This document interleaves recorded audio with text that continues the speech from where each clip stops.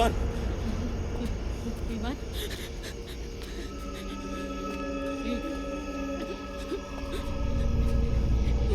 ये ना इकडे. बस, चल ना. विवान विवान विवान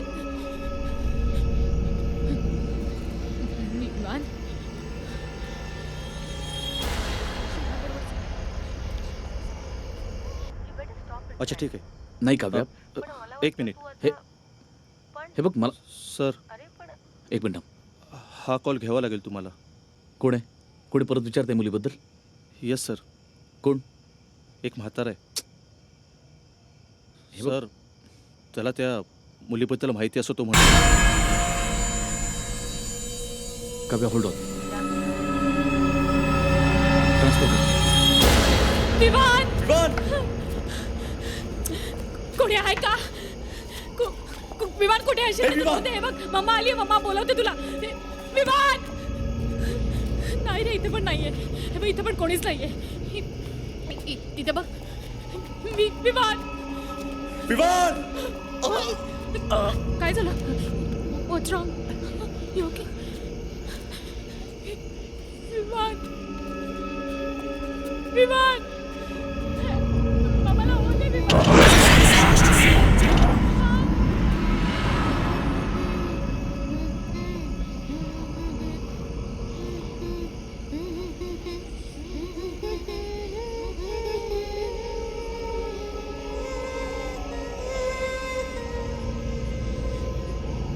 हॅलो.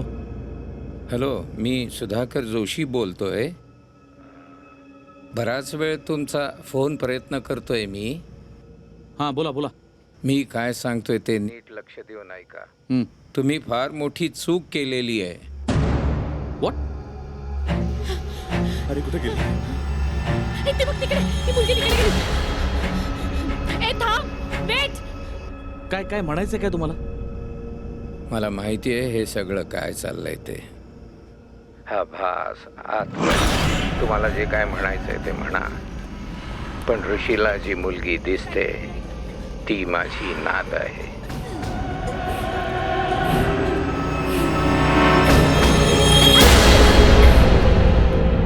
डोकं ठिकाणावर आहे का तुमचं?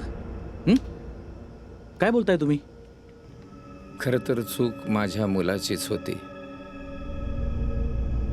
माझ्या सुनेला तो खूप मारायचा. माझी नात या छळाची एकटी साक्षीदार होती. एक दिवस तिने पाहिलं रागाच्या भरात आपले वडील आपल्या आईचा गळा दाबतायत आणि आईचा जीव वाचवण्यासाठी तिने हाताला जे काही लागलं त्याने त्याच्यावर सपासप वार केले. विमान विवान विमान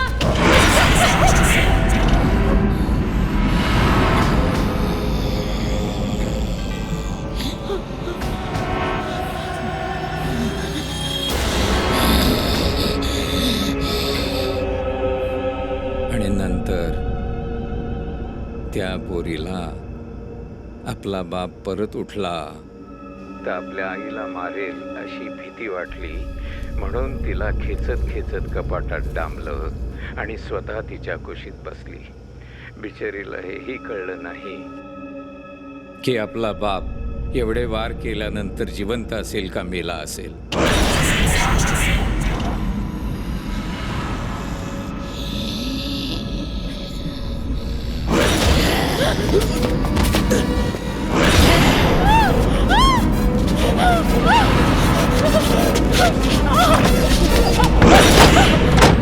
चार दिवसानंतर जेव्हा शेजाऱ्यांना वास यायला लागला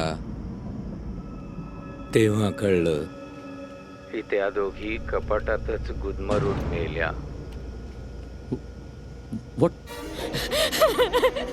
उघड. दरवाजा उघड. ऋषी ऋषी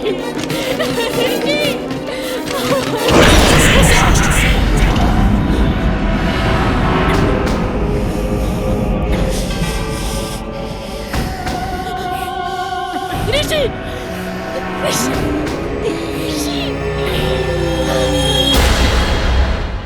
हे बघा, पण या सगळ्या गोष्टींचा आमच्या या शोशी काय संबंध आहे? हां, तुम्ही जे काही सगळं सांगताय ते खरं जरी असलं ना तरी त्या गोष्टी होऊन आता कित्येक वर्ष झाली आहेत. आणि कशावरून तुम्ही जे सगळं सांगताय ते खरं मानायचं मी? तुमच्या कल्पना खूप चुकीच्या असतात हो. कोण म्हणतं माझी नात त्या वाड्यात होती? ती तुमच्या ऋषी आणि आदितीच्या सोबत त्यांच्या घरातून तिकडे आली आहे. पण हे सगळं तुम्ही एवढ्या खात्रीने कसं काय सांगू शकता? अहो, आमचे जे बाजूबाजूचे फ्लॅट्स होते ते दोन्हीही माझेच होते. त्यातला एक फ्लॅट मी तुमच्या ऋषीला विकलाय. तो प्रसंग घडल्यानंतर म्हणजे तो घडला तेव्हा मी बाहेरगावी होतो, आणि बाहेरगावून आल्यानंतर ते सगळं निस्तरल्यानंतर तो फ्लॅट मी तुमच्या ऋषीला विकलेला आहे. हां, म्हणजे माझ्यासारख्या म्हाताऱ्याला 2-2 फ्लॅट्स काय करायचे होते? ऋषीची फॅमिली अगदी गुण्यागोविंदानं तिथे राहत होती, आणि माझी नात त्यांच्यात तिचे आई वडील शोधू लागले. प्रॉब्लेम्स नंतर सुरू झाले, जेव्हा आदिती आणि ऋषीमध्ये खटके उडू लागले. तेव्हा तिचा राग खूप अनावर व्हायचा. मी असायचो म्हणून ती शांत व्हायची.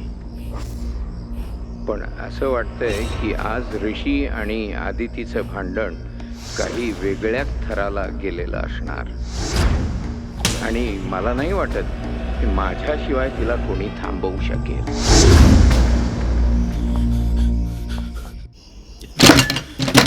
आदिती, आदिती,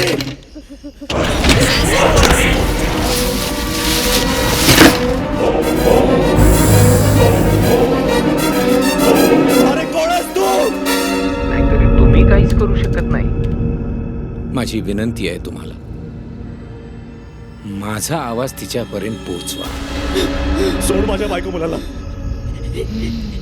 हिंमत असेल तर माझ्या समोर ये.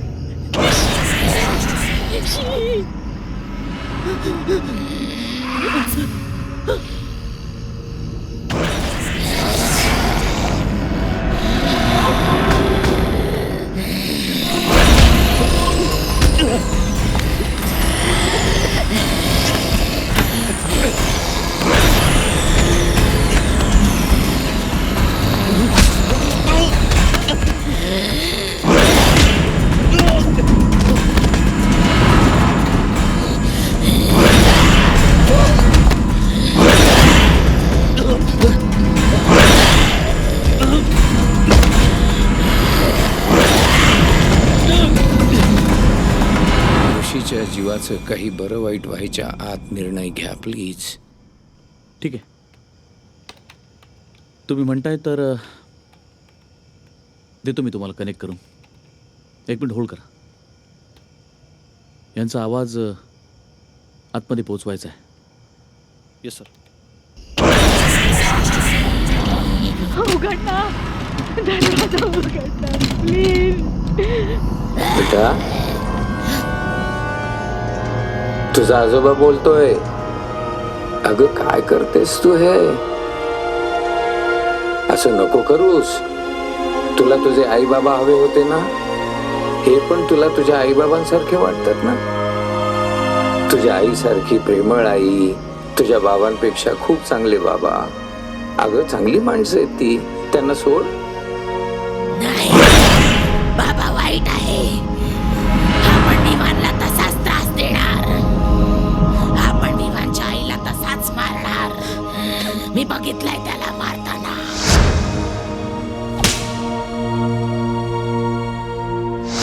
नाही बेटा, नाही. तू माझं ऐक. सगळी माणसं सारखी नसतात. त्यांची चूक झाली असेल, आता परत ते तशी चूक करणार नाही. असं नको करूस. त्यांना सोड. त्यांचा मुलगा त्यांना परत दे बेटा.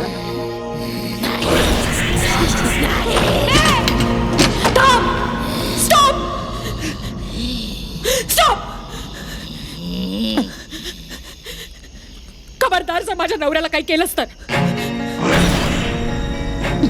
तुला कोणी अधिकार दिला तर शिक्षा द्यायचा. हे बघ, हे बघ, तू जर त्याला काही केलंस ना तर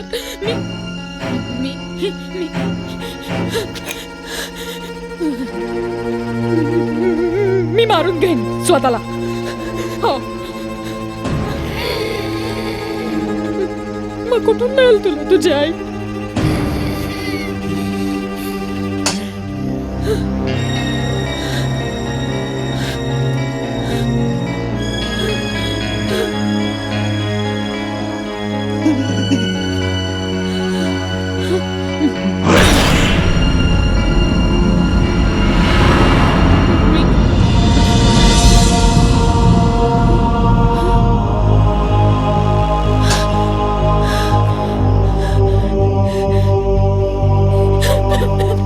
शी.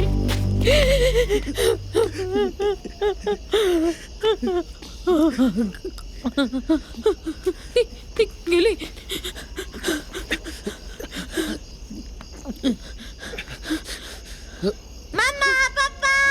Vivaan, Vivaan. Hey, my you, baby. Oh my God.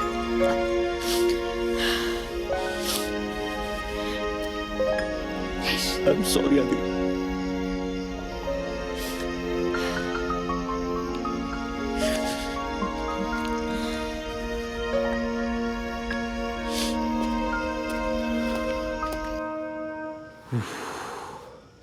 Thank God. Oh.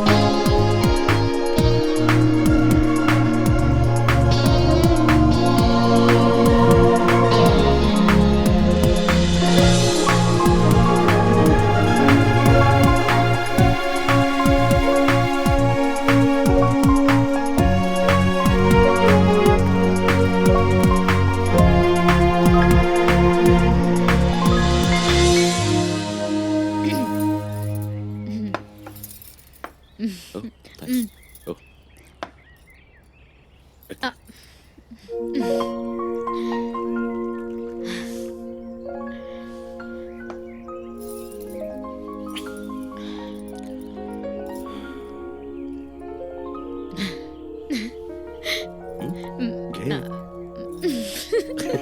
Vivaan. Vivaan, ये राजा दूध प्यायला.